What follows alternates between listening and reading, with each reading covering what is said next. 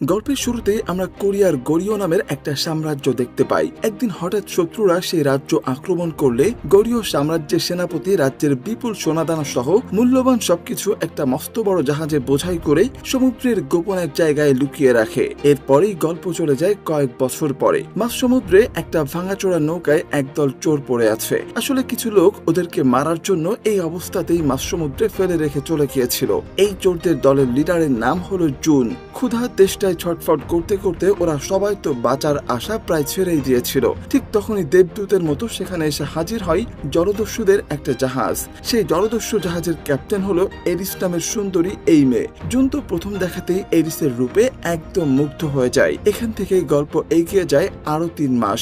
দেখা যায় এরিস, জুন আর তার দলবলকে নিজের জাহাজে আশ্রয় দিয়েছে। এই জাহাজেই আমরা শ্যাং নামের আরেকজনকে দেখতে পাই। বেচারা 3 মাস ধরে এই জাহাজে থেকে থেকে বোর হয়ে গেছে, কারণ এরা নামে জলদস্যু হলে কি হবে, আসলে কোনো লুটপাট করে না, সারাদিন শুধু মাছ ধরে আর বাকি সময় বসেই কাটিয়ে দেয়। এদিকে জুন আর তার লোকজন 3 মাস ধরে কোনো কাজ না করে জাহাজে বসে বসে খাচ্ছে, যেটা দেখে আবার বাকি জলদস্যুদের প্রচন্ড রাগ হচ্ছিল।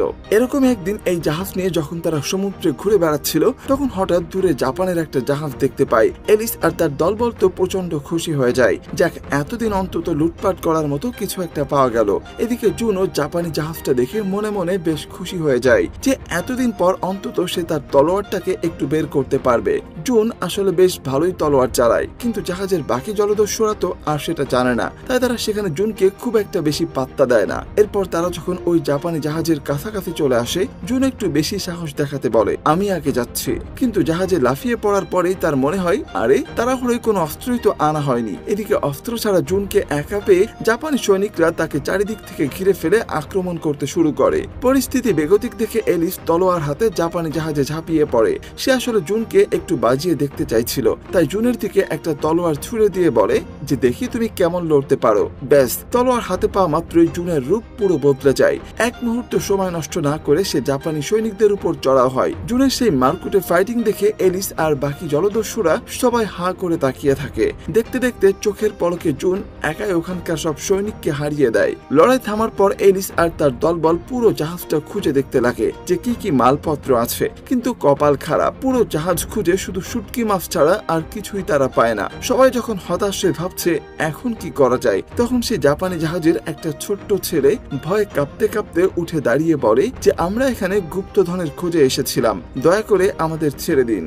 গুপ্তধন শব্দটা শোনা মাত্রই তো সবাই সতর্ক হয়ে যায়, আর ছেলেটিকে জিজ্ঞাসা করতেই সে একটি ম্যাপের ইশারা করে, কিন্তু মুশকিল হলো সেই ম্যাপের ভাষা বা চিহ্ন কেউই পড়তে পারছিল না। তখন জুন ম্যাপটা হাতে নিয়ে পড়ে শোনায় যে এটা আসলে গোরিও সাম্রাজ্যের সেই হারিয়ে যাওয়া বিপুল গুপ্তধনের ম্যাপ। এই কথা শোনা মাত্রই জলদস্যুদের খুশির ঠিকানা থাকে না, কারণ এই গুপ্তধনের গল্প পুরো সমুদ্রের আনাচে কানাচে রূপকথার মতো ছড়িয়েছিল। তবে ম্যাপে একটা হাতির দাঁতের ছবি আঁকা ছিল, যার মানে কেউই উদ্ধার করতে পারছিল না। জুন এলিসকে বুঝিয়ে বলে যে এই গুপ্তধনটা যদি একবার আমরা পেয়ে যাই, তাহলে আমাদের আর কোনো কিছুর অভাব হবে না। এলিসও এটা ভেবে রাজি হয়ে যায় আর সবাইকে বলে যাত্রার প্রস্তুতি নিতে। ম্যাপের সংকেত অনুযায়ী খাজানাটা একটা নির্জন দ্বীপে লুকানো ছিল, তাই তারা সবাই সেই দ্বীপের দিকে রওনা দেয়। বেশ কিছুদিন পর তারা সবাই সেই দ্বীপে এসে পৌঁছায়। এলিস সেখানে নেমে ম্যাপটা বোঝার আপ্রাণ চেষ্টা করে, কিন্তু কিছুই বুঝতে পারছিল না। তখন জুন ম্যাপটা নিজের হাতে নিয়ে একটু ভাব দেখিয়ে বলে, ব্যাস, এখন থেকে আমি এই মিশনের লিডার, সবাই আমার কথা শুনতে হবে। কথাটা শেষ না হতেই তারা দেখতে পায় দূর থেকে একটা বুনো মোষ তাদের দিকে তেড়ে আসছে। জুন তো মহা খুশি। সে বলে এতদিন ধরে শুধু মাছ খেতে খেতে মুখে চড়া পড়ে গেছে, আজকে এই মোষটা শিকার করে মনের সুখে মাংস খাবো। এই বলে সে তলোয়ার উঁচিয়ে মোষটার দিকে এগিয়ে যায়। তার দেখা দেখি আরো কয়েকজন ওই দিকে চলে যায়, কিন্তু তখনই এলিস আর বাকিরা খেয়াল করে যে পেছনে মোষের আস্ত একটা পাল ধেয়ে আসছে। তারা জুনকে চিৎকার করে বারণ করার চেষ্টা করে, কিন্তু জুন তো কারো কথায় কোনো কান দেয় না, তাই ফলাফল যা হওয়ার তাই হয়। মোষের পাল এসে জুনকে সোজা পাহাড়ের খাত থেকে নিচে ফেলে দেয়। এটা দেখে বাকিরা ভাবে যে জুন বোধ হয় আর বেঁচে নেই। তারা সবাই বেশ মন খারাপ করে সেখান থেকে চলে যেতে লাগে, কিন্তু নিচে দেখা যায় জুন একটা গাছের ডাল ধরে ঝুলছিল, আর ঠিক তখনই তার চোখে পড়ে পাশে থাকা একটা হাতির দাঁত। এদিকে এলিসরা যখন মন খারাপ করে ওখান থেকে চলে যাচ্ছিল, তখনই দেখা যায় জুন আস্তে আস্তে সেই পাহাড়ের উপরে উঠে আসে। জুনকে বেঁচে থাকতে দেখে সবাই অবাক হয়ে যায়। এদিকে এলিস মুখে কিছু না বললেও মনে মনে ভীষণ খুশি হয়। আসলে এই এই 3 মাস একসাথে থাকতে থাকতে তাদের দুজনের মধ্যে একটা সম্পর্ক হয়ে উঠেছিল, কিন্তু এটা তারা কখনো প্রকাশ করেনি। এরপর জুন যখন এলিসকে হাতির দাঁতটা দেখায় তখন তার কাছে পুরো বিষয়টা পরিষ্কার হয়ে যায়। সে বলে, আচ্ছা এতক্ষণে বুঝলাম ম্যাপের হাতির দাঁতের ছবি কেন ছিল, কারণ আসলে ম্যাপে তো এই দাঁতের গায়ে খোদাই করা আছে, আর গুপ্তধনের আসল ঠিকানাও এখানেই লেখা। সবকিছু পাওয়ার পর তারা সবাই যখন আবারও জাহাজে ফিরে যাওয়ার প্রস্তুতি নিচ্ছিল, ঠিক তখনই এলিস জুন আর তার বন্ধুদের ডেকে বলে, দেখো তোমরা সমুদ্রে ভাসছিলে বলে আমি দয়া করে 3 মাস আমার জাহাজে রেখেছিলাম, কিন্তু আমার জাহাজে শুধু জলদস্যুরাই থাকতে পারে। তোমরা যদি এখন থেকে আমাদের সাথে থাকতে চাও তবে তোমাদেরও জলদস্যু হতে হবে। এই কথা জুনের ইগোতে গিয়ে লাগে। সে সাফ জানিয়ে দেয় সে কারো দাসত্ব করবে না বা জোর করে জলদস্যু হবে না, কিন্তু তার বাকি বন্ধুরা এলিসের শর্ত মেনে নিয়ে জাহাজে উঠে যায় আর জুন একাই সেই দ্বীপে পড়ে থাকে। এরপর দৃশ্য পরিবর্তন হলে আমরা লি নামের এক ভয়ঙ্কর যোদ্ধাকে দেখতে পাই। সে তলোয়ার চালানোয় এতটা পারদর্শী ছিল যে তাকে কেউ হারাতে পারত না। লি এক বড় ডাকাত দলের সর্দারের কাছে গিয়ে পড়ে, আমি গরীয় সাম্রাজ্যের রাজা হতে চাই, কিন্তু তার জন্য আমার একটা বড় সৈন্য দল দরকার। তুমি যদি তোমার বাহিনী আমাকে দাও তবে আমি তোমাকে গরীয় সাম্রাজ্যের সেই হারিয়ে যাওয়া গুপ্তধন এনে দেব, কারণ আমরা গরীয় সাম্রাজ্যের সেই সেনাপতির পরিবারকে বন্দী করে এমন টর্চার করেছি যে তারা সে খাজানার আসল লোকেশন বলতে বাধ্য হয়েছে। এই কথা শুনে লোভ সামলাতে না পেরে সে ডাকাত সর্দারও রাজি হয়ে যায় আর লির সাথে তারা আর্মি পাঠিয়ে দেয় ওই গুপ্তধনকে উদ্ধার করে আনার জন্য। এদিকে সমুদ্রের জাহাজের ভেতর জলদস্যুরা হাতির দাঁত পাওয়ার খুশিতে জমিয়ে পার্টি করছিল। তারা ভাবছিল খাজানাটা পেলেই তারা বড়লোক হয়ে যাবে, আর কোনো কষ্ট থাকবে না। তবে এলিস কিন্তু জাহাজটা এখনো সেই দ্বীপের কাছাকাছি নোঙর করে রেখেছে। তার মন বলছিল জুন হয়তো তার শর্ত মেনে রাগ ফুলে জলদস্যু হওয়ার জন্য ঠিকই জাহাজে ফিরে আসবে। আর ওদিকে দ্বীপে একা একা জুন দূর থেকে এলিসের জাহাজের দিকে তাকিয়ে দীর্ঘশ্বাস ফেলছিল আর জঙ্গল থেকে কুড়িয়ে আনা বুনো ফলমূল খেয়ে দিন কাটাচ্ছিল, কারণ তার জলদস্যু হয়ে জাহাজে ফেরার কোনো ইচ্ছেই ছিল না। এদিকে জাহাজের সবাই যখন রাতে ঘুমাচ্ছিল তখন এক জলদস্যু হন্তদন্ত হয়ে এলিসের কাছে এসে খবর দেয়, সর্বনাশ হয়েছে ক্যাপ্টেন, হাতির দাঁতটা কেউ চুরি করে নিয়ে গেছে। আর একটু খোঁজ খবর করতে বোঝা যায় এই কাণ্ড আর কারো নয়, জুনেরই। এলিস রেগে মেগে আগুন হয়ে জুনের ডেরায় গিয়ে তাকে কষে 2টা থাপ্পড় দিয়ে জিজ্ঞেস করে যে বল দাঁতটা কোথায় লুকিয়েছিস। জুন তখন এলিসকে বলে যে আরে বাবা রাগ করছো কেন, আমি তো ইচ্ছা করে দাঁতটা চুরি করতে জাহাজে গিয়েছিলাম যাতে তুমি নিজে এসে আমাকে আবার তোমার জাহাজে ফিরিয়ে নাও, কিন্তু আমি যখন দাঁতটা সরাচ্ছিলাম তখন তোমার জাহাজের স্ট্যাং নামের ওই লোক আমাকে দেখে ফেলে, এই জন্য আমি ওকেও সাথে করে জাহাজ থেকে পালাচ্ছিলাম, কিন্তু ওই বেমানটা আমাকে ধোকা দিয়ে দাঁতটা নিয়ে পালিয়ে গিয়েছে।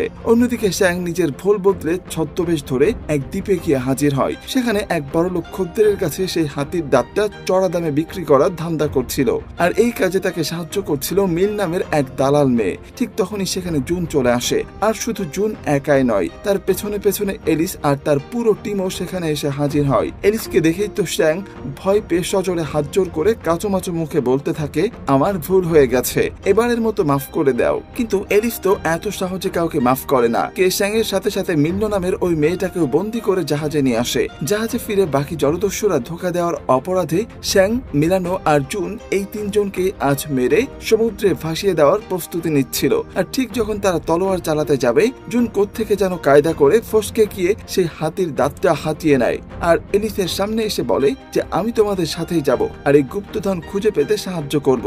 এরপরেও তোমরা যদি আমাকে মারতে চাও তবে এই দাঁতটা আমি এখনই মাছ সমুদ্রে ফেলে দেব।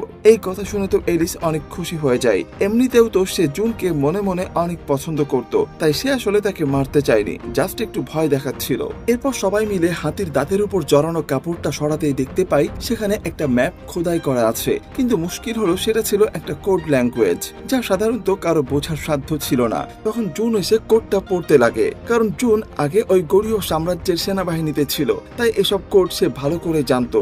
ম্যাপটা খুঁটিয়ে দেখে জুন বলে যে গুপ্তধন পেতে হলে আমাদের সমুদ্রের এক অদ্ভুত জায়গায় যেতে হবে যার নাম হেগিলদো। এই নামটা শোনা মাত্রই বাকি জলদস্যুরা ভয় পেয়ে যায়, কারণ হেগিলদো ছিল এক চরম রহস্যময় জায়গা যেখানে সমুদ্রের নিচ দিয়ে নাকি আস্ত একটা নদী বয়ে গিয়েছে। জুন তখন বলে যে ওই গুপ্তধন পেতে হলে আমাদের সমুদ্রের ভেতরের ওই নদীটা ধরেই এগোতে হবে।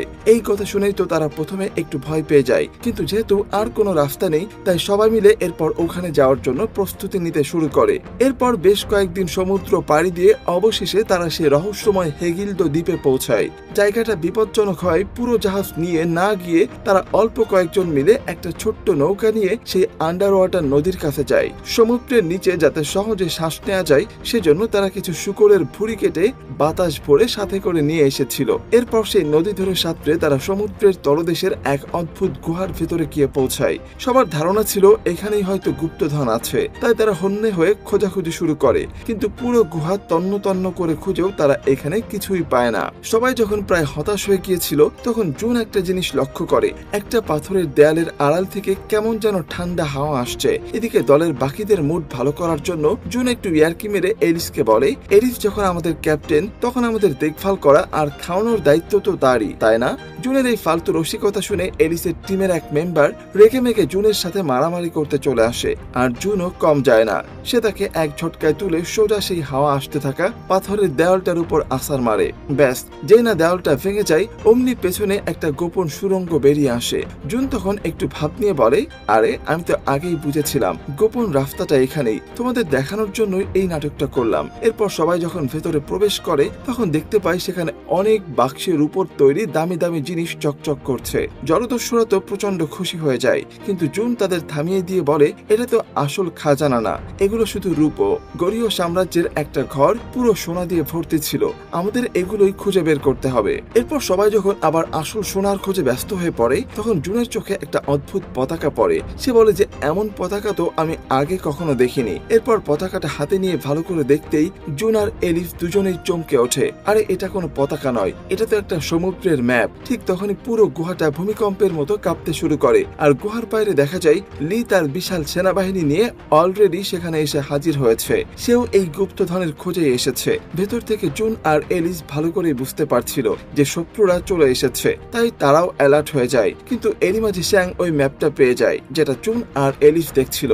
শ্যাং ম্যাপটা দেখেই চিনে ফেলে, কারণ সে আগে এই সমুদ্রের রুটগুলোতে অনেক ঘুরেছে, তাই সে সহজেই বুঝতে পারে আসল গুপ্তধনের ক্লু কোথায় আছে। ঠিক তখনই লি আর তার সৈন্যরা গুহার ভেতরে ঢুকে এলোপাথারি আক্রমণ শুরু করে। অবস্থা বেগতিক দেখে এলিসের টিমের অনেকেই কোন রকমের প্রাণ বাঁচিয়ে জাহাজের দিকে পালায়, কিন্তু এলিস আর জুন সেখানেই থেকে যায়। এরপর লি যখন জুনের মুখোমুখি হয় তখনই গল্প চলে যায় ফ্ল্যাশব্যাকে। আসলে জুন আর তার দলটা আগে কোনো চোর ছিল না, তারা ছিল গরীয় সাম্রাজ্যের এক বীর সৈনিক দল, আর লি ছিল সেই সেনাবাহিনীর একজন জেনারেল। কিন্তু লির একটা চরম খারাপ অভ্যাস ছিল, যুদ্ধের সময় তার কোনো সৈনিক আহত হলে সে তাদের চিকিৎসা না করে মেরে ফেলতো, কারণ লির মতে অক্ষম সৈনিকদের বেঁচে থাকার কোনো অধিকার নেই। আর জুনের এটা সহ্য হয়নি, সে তখন সেই বাহিনীর কমান্ডার ছিল, তাই সে লিকে তার সেনাবাহিনী থেকে বের করে দিয়েছিল। আজ এত বছর পর জুনকে সামনে পেয়ে লির ভেতরের প্রতিশোধের আগুন দাউ দাউ করে চলে ওঠে। এই তুমুল লড়াই এসে এলিস গুরুতর আহত হয়ে জ্ঞান হারিয়ে ফেলে। এলিসের টিমের একটা ছেলে তখন এলিসকে তুলে জাহাজের দিকে নিয়ে যায়। এরপর জুন রূপার সেই দামি বাক্সগুলোকে লাথি মেরে সমুদ্রের পানিতে ফেলে দেয় আর নিজেও সেই সাথে পানিতে ঝাঁপ দেয়। লিও গুপ্তধনের লোভে জুনের পেছনে পানিতে লাফ দেয়, কিন্তু বেশিক্ষণ শ্বাস ধরে রাখতে না পেরে হাঁপাতে হাঁপাতে উপরে চলে আসে। ঠিক তখনই এলিস সেখানে চলে আসে আর এই রূপোর বাক্সগুলোকে দড়ি দিয়ে বেঁধে উপরে তোলার চেষ্টা করতে লাগে, কিন্তু বাক্সগুলো এত ভারী ছিল যে এলিস একা পেরে উঠছিল না। উল্টো ওই বাক্সগুলোর টানে সে আর জুন দুজনে সমুদ্রের একদম অতল গভীরে তলিয়ে যেতে লাগে। পানির নিচে অক্সিজেনের অভাবে জুন আর এলিস দুজনেই যখন প্রায় মরমর অবস্থা, ঠিক তখনই সেখানে অলৌকিকভাবে হাজির হয় এক মস্ত বড় তিমি মাছ। তিমিটা হা করে এক ঢোকে জুন আর এলিস দুজনকেই গিলে ফেলে। এদিকে জাহাজে থাকা বাকি জলদস্যুরা ভাবছিল জুন আর এলিস বোধহয় বেঁচে নেই, কিন্তু একটু পরেই দেখা যায় সেই তিমির মাথার উপরে ছিদ্র দিয়ে পানির সাথে জুন আর এলিস দুজনেই জ্যান্ত ছিটকে বাইরে বেরিয়ে আসে। তবে এতক্ষণে সেই রূপোর খাজানাটা সমুদ্রের অতল গহ্বরে তলিয়ে যায়। লির তো প্রচন্ড রাগ হচ্ছিল। ঠিক তখনই তার চোখে পড়ে পানির উপরে ভাসতে থাকা সেই ফ্ল্যাগটার উপর। তখন পানি থেকে ওটা তুলে সে বুঝতে পারে যে আসল খাজানা তাহলে অন্য কোথাও আছে, আর এই ম্যাপটাই তাকে সেখানে নিয়ে যাবে। কিছুক্ষণ পর যখন এলিসের পুরো জ্ঞান ফিরে আসে তখন সে বুঝতে পারে সে নিজের জাহাজে শুয়ে আছে আর পাশে মিল্ন বসে তার সেবা করছে। সুস্থ হয়ে এলিস জুনকে জিজ্ঞেস করে যে আচ্ছা সেই সমুদ্রের ম্যাপটা কোথায় গেল, কারণ ওটাই কিন্তু আসল গুপ্তধনের চাবিকাঠি। জুন তখন বলে আমি তো ওটা দেখিনি, মনে হয় গুহার ভেতরেই কোথাও পড়ে গেছে। এলিস তখন রেগে গিয়ে জাহাজটাকে আবার সেই গুহার দিকে ঘুরিয়ে নিতে বলে। ঠিক তখনই মিল্ন ফিস ফিস করে বলে আমি কিন্তু শ্যাংকে ওই ম্যাপটা লুকিয়ে দেখতে দেখেছি, ওটা নির্ঘাত ওর কাছেই আছে। এটা শুনেই তো সব জলদস্যু মিলে শ্যাংকে চারিদিক থেকে ঘিরে ধরে আর তার জামা কাপড় পকেট তল্লাশি করতে শুরু করে। ম্যাপ না পেয়ে জলদস্যুরা প্রচন্ড রেগে যায়, কিন্তু সে বারবার একই কথা বলছিল, আরে ভাই আমি কিচ্ছু জানি না, ম্যাপটা কোত্থেকে যেন হারিয়ে গেছে। তখন এলিস রেগে মেগে তার লোকজনকে বলে, ঠিক আছে আর কথা বাড়িয়ে লাভ নেই, এই আপদটাকে মেরেই ফেলো, একে দিয়ে আর কোনো কাজ হবে না। মরার কথা শুনে শ্যাঙ্ক অনেক ভয় পেয়ে যায় আর বলে, আরে দাঁড়াও দাঁড়াও, ম্যাপ আমার কাছে নেই ঠিকই, কিন্তু আমি তোমাদের একেবারে নিখুঁতভাবে গুপ্তধনের জায়গায় নিয়ে যেতে পারবো। আমি ম্যাপটা খুব ভালো করে দেখেছি আর সেখানে যেসব জায়গার নাম ছিল আমি আগে ওসব জায়গায় অনেকবার গিয়েছি। ছোটবেলা থেকে আমি জাপানি জলদস্যুদের জাহাজে ছিলাম আর তারা পুরো দুনিয়া চষে বেড়াতো, তাই সব রাস্তার A to Z আমার মুখস্থ। সে আরো বলে, আমাদের যদি ওই খাজানা পেতে হয় তবে যেতে হবে বগিসাম দ্বীপে। এই বগিসাম দ্বীপের নাম শোনা মাত্রই ভয়ে সবার হাত পা ঠান্ডা হয়ে যায়, কারণ ওই দ্বীপে পৌঁছানো চারটিখানে কথা নয়, মাঝ সমুদ্রের ভয়ঙ্কর সব ঝড়ঝাপটা পার করে ওখানে যেতে হবে। কিন্তু জলদস্যুরা ভাবছিল, জীবনের সব অভাব অনটন যদি এক ঝটকায় দূর করতে হয় তবে এটুকু রিস্ক তো নিতেই হবে। তাই সবাই যাওয়ার জন্য রাজি হয়ে যায়, কিন্তু মুশকিল হলো দ্বীপের সঠিক পথটা আবার কেউ জানে না। তখন শ্যাং আস্তে আস্তে বলে যে ওই পথটা আমি জানি, আমি তোমাদের নিয়ে যাব, কিন্তু আমার একটা শর্ত আছে, এই যাত্রায় আমাকে জাহাজের ক্যাপ্টেন বানাতে হবে। এই কথা শুনে তো বাকিরা প্রচন্ড রেগে যায়, কিন্তু শ্যাং তো তখন সবাইকে ইমোশনাল ব্ল্যাকমেইল করে বলে যে ছোটবেলা থেকে আমার স্বপ্ন একটা জাহাজের ক্যাপ্টেন হওয়া, আর আমরা যে বিপজ্জনক জায়গায় যাচ্ছি কে জানে জ্যান্ত ফিরে আসবো কিনা, মরার আগে আমার এই একটা শখ অন্তত পূরণ করে দাও। এই কথা শুনে শেষমেশ নিরুপায় হয়ে এলিসও রাজি হয়ে যায়। এরপরে দৃশ্যে দেখা যায় শ্যাং এখন জাহাজের নতুন ক্যাপ্টেন, আর আসল ক্যাপ্টেন এলিস রান্নাঘরে সবার জন্য খাবার বানাচ্ছে। জুন তখন সেখানে এসে এলিসকে পটানোর জন্য রান্না করা খাবার খেয়ে প্রশংসা করতে শুরু করে। ওদিকে বাকি জলদস্যুরা সেই খাবার মুখে দিয়েই জাহাজের এক কোণে গিয়ে বমি করতে শুরু করে। এরপর এলিস আর মিলনো বেশ কিছুক্ষণ একসঙ্গে বসে আড্ডা দেয়, আর মিলনো সেখান থেকে চলে যাওয়ায় এলিস শান্ত মনে খোলা আকাশের দিকে তাকিয়ে থাকে। ঠিক তখনই জুন সুযোগ বুঝে এলিসকে তার মনের কথা মানে তার ভালোবাসার কথা বলে দেয়, আর চোখের ভাষা দেখে জুনও বুঝতে পারে যে এলিসও তাকে মনে মনে কতটা পছন্দ করে। ওদিকে দেখা যায় সেই নিষ্ঠুর জেনারেল লি আর তার বাহিনীও সেই ম্যাপের সাহায্যে বগিসাম দ্বীপের দিকেই যাচ্ছে। লি যখন ম্যাপটা একটু ভালো করে লক্ষ্য করে তখন দেখতে পাই সেখানে কয়েকটা মানুষের কাটা মাথার ছবি আঁকা, কিন্তু সে এটার আসল মানে কিছুতে উদ্ধার করতে পারছিল না। এদিকে জাহাজে নতুন ক্যাপ্টেন শ্যাং এর অর্ডারে তাদের যাত্রা বেশ ভালোই এগোচ্ছিল, কিন্তু হঠাৎ করে সমুদ্রের পানি টকবক করে ফুটতে শুরু করে। এটা দেখে এলিস বলে যে হয়তো কোনো বড় কোনো বিপদ আসছে, সবাইকে সাবধানে থাকতে হবে। কিন্তু শ্যাং তখন রেগে গিয়ে বলে যে আমি এই জাহাজের ক্যাপ্টেন, আমি অর্ডার না দেওয়া পর্যন্ত কেউ এক পাও নড়বে না। এর কিছুক্ষণ পরেই দেখতে দেখতে কালো মেঘে পুরো আকাশ ছেয়ে যায়, আর জলদস্যুরা এতক্ষণ যে বিপদের ভয় পাচ্ছিল ঠিক সেটাই ঘটে।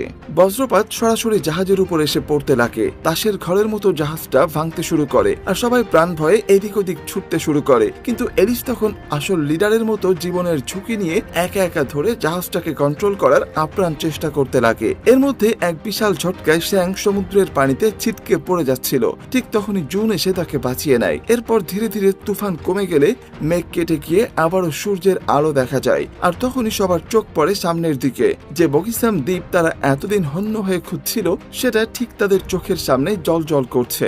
এরপর মূল জাহাজটার দেখভালের জন্য কিছু লোককে রেখে বাকিরা ছোট্ট দুটো নৌকা নিয়ে সেই দ্বীপে চলে যায়। আর যেহেতু শ্যাং এখনো তাদের ক্যাপ্টেন, তাই সবাই তাকে ঘিরে ধরে জিজ্ঞেস করে, এবার বলো খাজানাটা ঠিক কোন জায়গায় লুকিয়ে রাখা আছে। কিন্তু আসল সত্যটা তো এই যে শ্যাং নিজেও সঠিক স্পটটা জানতো না। সে তখন আমতা আমতা করে বলে, আরে এইটুকু তো দ্বীপ, এখানেই কোথাও না কোথাও নিশ্চয় আছে, সবাই মিলে খোঁজাখুঁজি শুরু করো, ঠিক পেয়ে যাবে। অন্যদিকে সেই লি আর তার সৈন্যরাও কোনো মতে ওদের পিছু করতে করতে সেই বগিসাম দ্বীপে এসে পৌঁছায় আর গুপ্তধন খোঁজা শুরু করে দেয়। এদিকে দ্বীপে নেমে জায়গা না পেয়ে শ্যাং তার লোকজনকে যেখানে সেখানে গর্ত খোঁড়ার নির্দেশ দেয়। আর ওদিকে জুন আর এলিস খেয়াল করে দ্বীপের একটা নির্দিষ্ট পাহাড়ের চূড়ায় বারবার শুধু একই জায়গায় বজ্রপাত হচ্ছে। এটা দেখে জুনের খটকা লাগে। সে এলিসকে বলে, তুমি এখানে সবার সাথে থাকো, আমি নিচে গিয়ে উপরের ব্যাপারটা একটু দেখে আসি। যাওয়ার আগে সে এলিসের চোখে চোখ রেখে মনের আসল কথাটা বলে, সত্যি বলতে আমার এই ধন দৌলতের কোনো লোভ নেই। আমি এই যা কিছু করছি সব শুধু তোমার জন্য আমি যে কোনো ঝুঁকি নিতে পারি। জুনের মুখে এই কথা শুনে এলিসের মনে জুনের প্রতি শ্রদ্ধা আর ভালোবাসা আরো 1000 গুণ বেড়ে যায়। সে ইমোশনাল হয়ে তাকে বলে যে ঠিক আছে, নিজের খেয়াল রেখো। জুন তখন আস্তে আস্তে করে সেই খারাপ পাহাড়ের বিপজ্জনক পাথর বেয়ে অবশেষে চূড়ায় গিয়ে পৌঁছায়। কিন্তু সেখানে পৌঁছাতেই সে দেখতে পায় কয়েকটা খুঁটিতে সারি সারি মানুষের মাথার খুলি টানানো রয়েছে, যেটা লি ওই ম্যাপে দেখেছিল। ঠিক সেই মুহূর্তে জুনের পেছনে খটখট শব্দ হয়। জুন ঘুরে তাকাতেই দেখে সেই জেনারেল লি আর তার একদল সশস্ত্র সৈন্য এদিকে আসছে। তাই জুন তখন বুদ্ধি করে একটা পাথরের আড়ালে গিয়ে লুকিয়ে পড়ে। এদিকে লি সেই খুঁটিগুলোর উপর টানানো খুঁটিগুলো দেখে ম্যাপের আসল রহস্যটা ধরে ফেলে, যে এই খুঁটিগুলোর নিচেই আসল গুপ্তধন পোতা আছে। তাই সে তার সৈন্যদের অর্ডার দেয়, এক এক করে সবগুলো খুঁটি উপড়ে ফেলো। কিন্তু যখনই এক সৈন্য একটা খুঁটি তুলতে যায়, অমনি আকাশ থেকে তার উপর বজ্রপাত হতে শুরু করে। তবে লিও তো নাছর বান্দা, সে আবারও জোর করে আরেক সৈন্য পাঠায়। সেই বেচারা গিয়ে যেই না আরেকটা খুঁটি ধরে টান দেয়, অমনি মাটির নিচ থেকে ধারালো সব ছুরি স্প্রিং এর মতো ছিটকে এসে তাকে এফর ওফর করে দেয়। তখন লি বুঝতে পারে এখানে প্রতিটা খুঁটির নিচেই মারাত্মক সব মরণ ফাঁদ পাতা আছে। ঠিক তখনই লির চোখ যায় মাঝখানে একটা পতাকার উপর। এটা কোনো সাধারণ পতাকা ছিল না, এটা ছিল গরীয় সাম্রাজ্যের শেষ সেনাপতির নিজস্ব পতাকা। এটা দেখে লি ভাবে তাহলে আসল জিনিস নিশ্চয়ই এই পতাকার নিচেই আছে। এই ভেবে সে নিজেই এগিয়ে গিয়ে সেই পতাকাওয়ালা খুঁটিটা টান দিয়ে উপড়ে ফেলে। আর আশ্চর্যের বিষয় হলো এবার কিন্তু কোনো বিপদ ঘটে না। এদিকে এই পুরো ঘটনাটাই তো জুন আড়াল থেকে দেখছিল। অন্যদিকে দ্বীপের নিচের অংশে স্যাং তখন বাকি জলদস্যুদের চোখ ফাঁকি দিয়ে পালানোর ধান্দা করছিল, কারণ তার মনে মনে ভয় ছিল যে গুপ্তধনের খোঁজ যদি শেষমেশ না মেলে তবে জলদস্যুরা তাকে জ্যান্ত চিবিয়ে খাবে। ঠিক তখনই সে দেখতে পায় একটা পেঙ্গুইন তার মুখে সোনার টুকরো কামড়ে ধরে হেঁটে যাচ্ছে। এটা দেখে সে চিৎকার করে সবাইকে ডাকতে লাগে, এই দেখ পেঙ্গুইনের মুখে সোনা। কিন্তু বাকি সৈন্যরা হন্তদন্ত হয়ে ছুটে আসে। ততক্ষণে পেঙ্গুইন ওখান থেকে চলে যায়। কিছু না দেখতে পেয়ে তো জলদস্যুরা রেগে মেগে আগুন। তারা ভাবছিল শ্যাং আবারও তাদের সাথে মিথ্যা নাটক করছে। তাই শ্যাংকে যখন তারা প্রায় মেরেই ফেলেছিল, ঠিক তখনই অলৌকিকভাবে সেই পেঙ্গুইনটা আবার সেখানে ফিরে আসে। এবার তার মুখে সত্যি সত্যি সোনা জল করতে দেখে জলদস্যুরা আর বুঝতে বাকি থাকে না যে খাজানা তাহলে তাদের হাতের কাছেই আছে। ঠিক ওই মুহূর্তেই দূর থেকে গোলাগুলির আওয়াজ শোনা যায়। সবাই দেখে লির রেখে যাওয়া সৈন্যরা তাদের জলদস্যু জাহাজে হানা দিয়েছে। পরিস্থিতি বেগতিক দেখে এলিস জুনের বন্ধুদের বলে, তোমরা জলদি পাহাড়ের চূড়ায় যাও, জুনের আমাদের সাহায্য লাগবে, ওকে প্রোটেক্ট করো, আর আমরা গিয়ে আমাদের জাহাজ বাঁচাচ্ছি। যেই কথা সেই কাজ।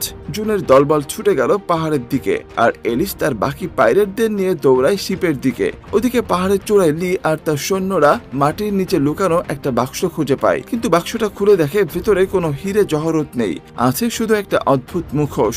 লি যখন সেই মুখোশটা হাতে নিয়ে একটু ভালো করে দেখছিল, ঠিক তখনই জু লির হাত থেকে মুখোশটা কেড়ে নিয়ে দৌড় দেয়। এটা দেখেই তো লির সৈন্যরা জুনের পেছনে তাড়া করে। কিন্তু ঠিক সেই সময় জুনের বন্ধুরা সেখানে পৌঁছে লির সৈন্যদের আটকে দেয়। জুন তখন তার বন্ধুদের বলে, তোমরা কেউ মাঝখানে আসবে না, এটা আমার আর লির পুরনো হিসাব, আজ এর একটা গতি করেই ছাড়বো। এটা বলেই সে মুখোশটা এক হাতে ধরে লির সাথে তুমুল তলোয়ার যুদ্ধ শুরু করে দেয়। এদিকে নিচে শ্যাং ভাবে যে এই পেঙ্গুইনটার পিছু নিলে তো আসল খাজানার হদিস পাওয়া যাবে। সে বুদ্ধি করে একটা দড়ি দিয়ে পেঙ্গুইনটার পা বেঁধে তার পেছনে পেছনে হাঁটতে লাগে। কিন্তু পেঙ্গুইনটা তাকে ডাঙায় না নিয়ে সোজা পানির নিচে টেনে নিয়ে যায়। ঠিক ওই সময় পাহাড়ের উপর জুন আর লি লড়াই তখন চরমে। তলোয়ারের আঘাতে জুনের হাত থেকে সেই মুখোশটা ফসকে গিয়ে সোজা পাহাড়ের নিচে পানির মধ্যে ঠিক শ্যাংয়ের মাথার উপরে গিয়ে পড়ে। শ্যাং পানি থেকে মাথা তুলে মুখোশটা দেখে, আর তারপর সামনের পাহাড়টার দিকে তাকায়। সে খেয়াল করে যে আরে এই মুখোশটার গড়ন তো ঠিক সামনের ওই পাহাড়টার গুহার মুখের মতোই। তাই সে আর দেরি না করে সোজা সাঁতরে সেই পাহাড়ের ভেতরের গোপন গুহায় ঢুকে পড়ে। এদিকে এলিস আর তার দলবল যখন শিপের কাছে পৌঁছায়, ততক্ষণে লির সৈন্যরা তাদের সাথের জাহাজটাকে ভেঙে পুরো গুড়িয়ে দিয়েছে। এলিস রেগে গিয়ে বলে যে এদের একটাকেও জ্যান্ত ছাড়া যাবে না। এই বলে তারা সবাই মিলে লির যুদ্ধ জাহাজে ঝাঁপিয়ে পড়ে শত্রুদের কচুকাটা করতে লাগে। এদিকে শ্যাং যখন গুহার একদম শেষ মাথায় পৌঁছায়, তখন দেখতে পাই সেখানে আস্ত একটা জাহাজ দাঁড়িয়ে আছে, আর সেই জাহাজটা গরীয় সাম্রাজ্যের খাঁটি সোনায় একদম ঠাসা। শ্যাং তো খুশিতে যেই না সোনার উপর হাত রাখতে যাবে, অমনি ওই জাহাজে থাকা শত শত পেঙ্গুইন মিলে শ্যাংয়ের উপর একসাথে চড়াও হয় আর ঠোকরাতে শুরু করে। এদিকে এলিসরা লির সব সৈন্যকে খতম করলেও দেখতে পাই লির জাহাজটা এখনো ভাঙতে শুরু করেছে, আর যে কোনো সময় বোম ব্লাস্ট হয়ে ডুবে যাবে। ঠিক তখনই এলিস দেখতে পাই দূর থেকে একটা জাহাজ ধেয়ে আসছে। ভালো করে দেখতেই বোঝা গেল ওটা আর কোনো জাহাজ নয়, গরীয় সাম্রাজ্যের সেই সোনার জাহাজ। এরপর জাহাজটা কাছে আসতেই এলিস আর তার জলদস্যু জলদস্যু লাফিয়ে সেই সোনার জাহাজে চড়ে বসে। সবাই যখন ভাবছিল যাক বাবা এবার আমরা জিতে গেছি, ঠিক তখনই সমুদ্রের তলদেশ থেকে ফুটন্ত লাভা অগ্নুৎপাতের মতো ছিটকে বেরোতে লাগে এবং লির জাহাজটা সেই লাভার চোটে একদম ধ্বংস হয়ে যায় আর সমুদ্রের বুকে দানবীয় সব ঢেউ উঠতে লাগে, যার ফলে সোনার জাহাজটা কন্ট্রোলের বাইরে চলে যায়। কিন্তু এলিস তো প্রচন্ড সাহসী, তাই সে প্রকৃত ক্যাপ্টেনের মতো শক্ত হাতে চাকা ধরে সেই ভয়ঙ্কর ঢেউয়ের বুক চিরে জাহাজটাকে একটা নিরাপদ জায়গায় নিয়ে আসে। এদিকে পাহাড়ের চূড়ায় জুন আর লির মহাযুদ্ধ তখনও চলছে। লড়াই করতে করতে লি একসময় জুনের গায়ে তলোয়ার দিয়ে বেশ জোরে আঘাত করে, কিন্তু জুনও ছাড়ার পাত্র নয়। সে পাল্টা এক মারাত্মক কোপ বসায় লির বুকে, আর ঠিক সেই মুহূর্তে আকাশ চিরে এক মস্ত বড় বজ্রপাত সরাসরি লির উপরে এসে পড়ে। ব্যাস, এতেই লি ওখানে পুড়ে ছাই হয়ে যায়। আর লড়াই শেষ করে জুন আর তার দলবল অক্ষত শরীরে পাহাড় থেকে নেমে এলিসের কাছে ফিরে আসে। এখন প্রায় সব ঝামেলা মিটে গেছে, চারপাশ শান্ত, চমৎকার মিষ্টি রোদ উঠেছে। জুনও ততদিনে নিজের ইগো ছেড়ে ফেলে সিদ্ধান্ত নিয়েছে যে সে সারা জীবন এলিসের জাহাজে তার সঙ্গে এক জলদস্যু হয়েই থাকবে। অবশেষে জুন আর এলিস এক হয়ে যায়। তাদের দুজনের মিষ্টি রোমান্টিক হাসির মধ্য দিয়েই আর গরীয় সাম্রাজ্যের সে অগাধ ধনসম্পদ সাথে নিয়ে তারা সবাই এক নতুন জীবনের উদ্দেশ্যে শান্ত সমুদ্রের বুক চিরে অজানা দিগন্তের দিকে এগিয়ে যায়।